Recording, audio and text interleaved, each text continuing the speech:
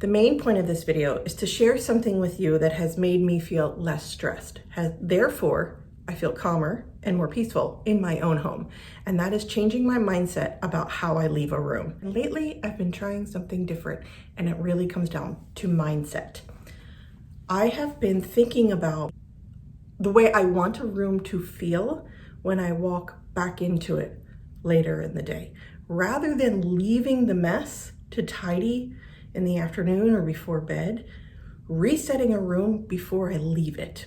This is actually a habit from Atomic Habits from James Clear.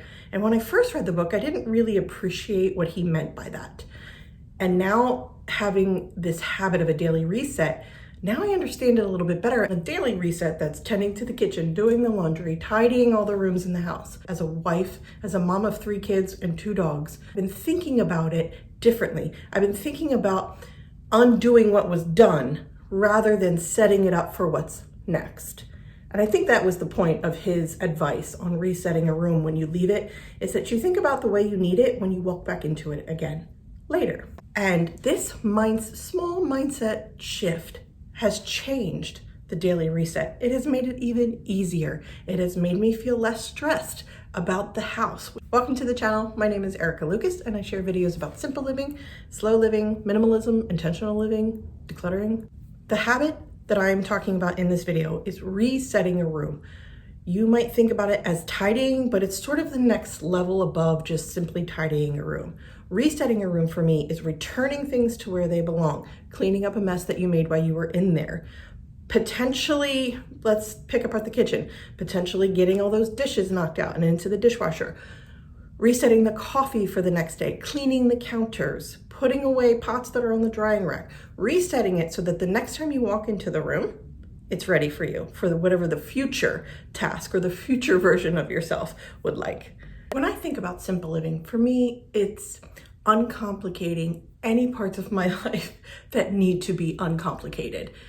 That could include stuff, our schedule, my soul, my heart, my mind, anything going on with the children's stuff, my husband's stuff, our routines, our habits, our processes inside the house, meal planning, whatever it is. I just feel better when stuff is simplified. So now, before I leave a room, I take a look. What needs to be reset so that when I come in here in a couple hours, it's the way that I want it to be. So maybe that's when I go into the boys' room to help them put away their laundry. We also make sure their toys are put away and the beds are made, the lights are off, their books are put away, laundry is put away. And we do those things for less than 5 minutes before we exit the room. So the next time they come into it, it's reset. We don't have to go into a room, reset it to use it. We leave the room reset. Now, obviously, that's kind of difficult in certain circumstances, right? I mean, the kids are building and creating and playing, and they are taking a break to go outside and play. They're taking a break to eat food. They're not finished with that project.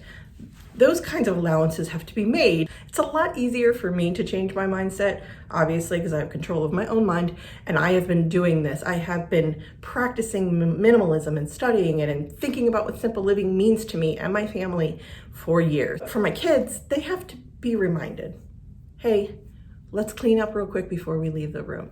And it's not just cleaning up the mess we made. It's putting everything where it belongs. So the next time we go in there, it's ready for us. It's better than we found it, and it's ready for the next time. Rather than this survival mode of tidying every day, it's more of just like this slow, progressive approach that feels easier because I'm in that room anyway. I might as well fix it up a little bit better. Instead of me leaving it for, okay, I'm gonna do that on Wednesday, or oh, I'm gonna do that later today. I try not to think that way any longer. I try to say, okay, what am I gonna do for 5 minutes before I leave the room?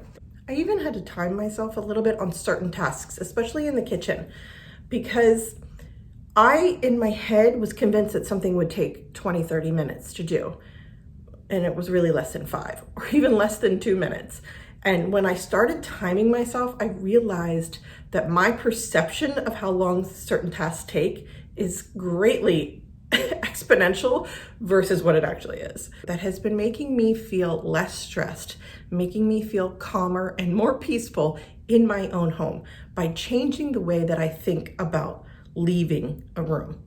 That's simply the adjustment that I've made. When I leave a room, what needs to be done so that when I come back into it, when future Erica comes back into this room, what does she need it to look like? I've stopped saving tasks for later. And maybe that's an ADHD thing. I'm still definitely guilty of it, particularly on busy days or days that I just don't feel like doing this. Stuff will build up. I'll make myself a doom box of stuff I don't feel like dealing with, and I'm putting it in a box for a different day. That's okay too. This is something that has been a routine for me for several weeks that I've been practicing and doing, and has made me feel better about the way that I keep this house. And with 3 kids running around and making a mess, it's definitely, it's a handful. Instead of saving something for later, I do it before I leave the room. And that may feel very overwhelming if you have thousands of things in your home that you're managing. And decluttering will help with that. And maybe that's the change that you need to make when you leave a room is, what could I live without? Or what do I actually want to keep from this surface? What do I actually want to keep?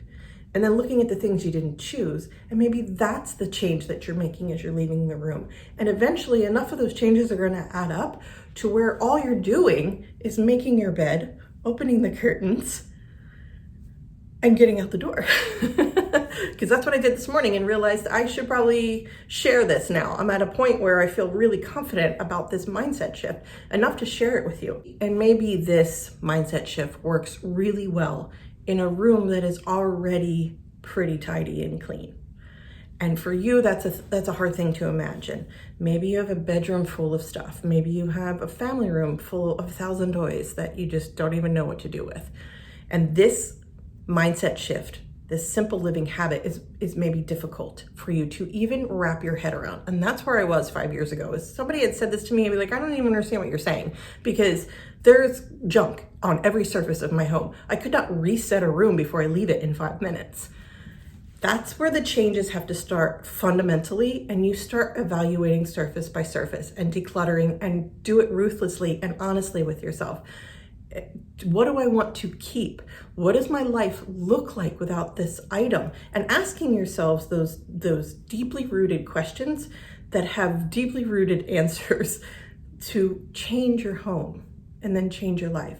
And it doesn't happen overnight. It definitely doesn't happen overnight. It takes a long time if you have a lot of stuff. But if your vision is to simplify the stuff in your house and have a calmer and peaceful life in your own home, then that's where you have to start. You just have to have less stuff to deal with, less stuff on your schedule, less stuff you're thinking about. And that takes time to build towards.